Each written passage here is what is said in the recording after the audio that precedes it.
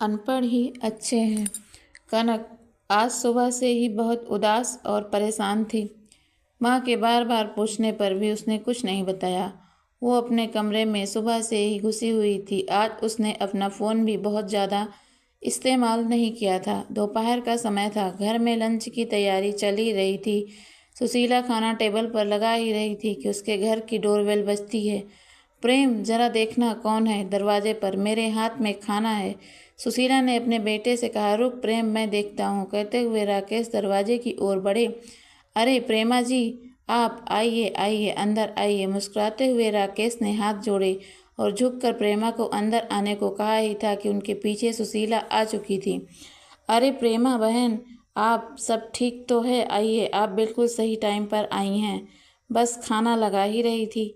Dining table पर सुशीला ने प्यारी सी स्माइल देते हुए कहा। हाँ, वो सब तो ठीक है सुशीला, मैं यहाँ कोई खाना खाने थोड़े ना आई हूँ। अंदर आते हुए प्रेमा ने थोड़ा सा जोश दिखाते हुए कहा। क्या हुआ बहन जी, आप तो नाराज़ हो रही हैं? कोई बात हुई क्या? राकेश जी ने प्रश्न सूचक निगाहों से देखते हुए प्रेमा से पूछा।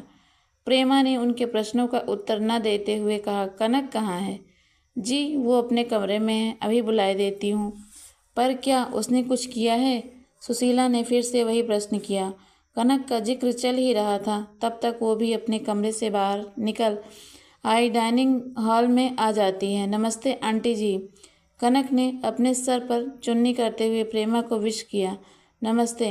तो ठीक है कनक, पर ये बताओ, तुम कल से सूरज से बात क्यों नहीं कर रही हो और अपना फ़ोन क्यों बंद करके बैठी हो?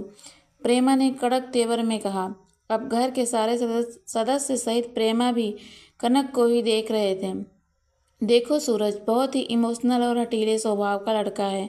अगर तुम दोनों के बीच कुछ हुआ है तो तुम अपनी ओर से सॉरी बोलकर रफा दफा कर दो।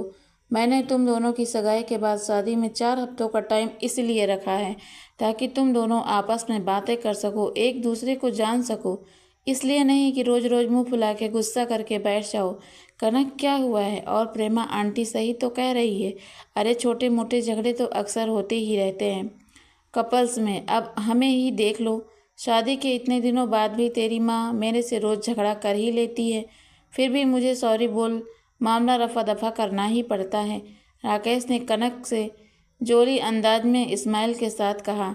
आप तो रहने ही दो, बच्चों को ऐसे टाइम पर भी ना यही एग्जाम्पल देना। बेटा कनक, अगर कुछ है तो हमें बताओ, कल को आपकी शादी सूरज से ही होनी है। इतना अच्छा लड़का हमें फिर नहीं मिलेगा। प्रेमा दीदी सही कह रही हैं।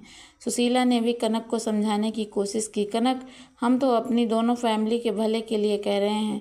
शादी के इनविटेशन कार्ड तक बढ़ चुके हैं, सारे रिलेटिव्स को पता चल चुका है। अब अगर कुछ होता है तो क्या कह के उन्हें मना करेंगे? ये हमारी दोनों फैमिली की नाक का सवाल है। और अब प्रेमा ने सुशीला की ओर देखा। सुशीला, मैंने तुम्हारी बात पर भरोसा करके अपनी दोस्ती को रिश्तेदारी में बदलने की कोशिश की, लेकिन ये कनक तो कल से सूरज को नाराज करके बैठी है। वो कह रहा है, माँ तुमने ना जाने कैसी अनपढ़ टाइप की लड़की ढूंढी है मेरे लिए। अब तो तू जानती है सुशीला, मेरा सूरज बाहर पढ़ा लिखा है और ऊपर से थोड़ा हटीला है। अगर उसने एक बार मना कर दिया तो फिर अपने बापू की भी नहीं सुनेगा। अब तू देख ले, इसे उसे सॉरी बोल के मनाना तो पड़ेगा। अब कनक कुछ बोलती उससे फाई वहाँ पर बैठी कनक की छोटी बहन डॉली बोल पड़ी। दीदी क्यों सॉरी बोलेगी जब उनकी कोई गलती ही नहीं है? सॉरी तो आपको और आपके बेटे सूरज को बोलना चाहिए। डॉली की बात सुन के सब हक्के बक्के और हैरान हो गए। क्यों डॉली, ये क्या कह रही है तू? हाँ, मैं सही कह रही हूँ।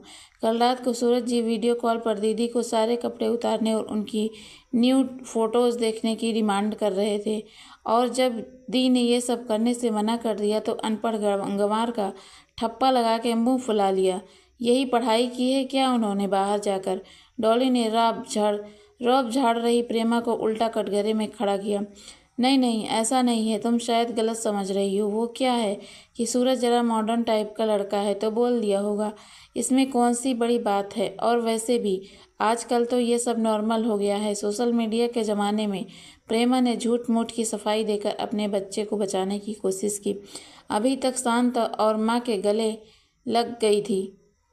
आप सही कह रही थी प्रेमा जी कि ये बातें दोनों परिवार के लिए इज्जत और नाक का सवाल है।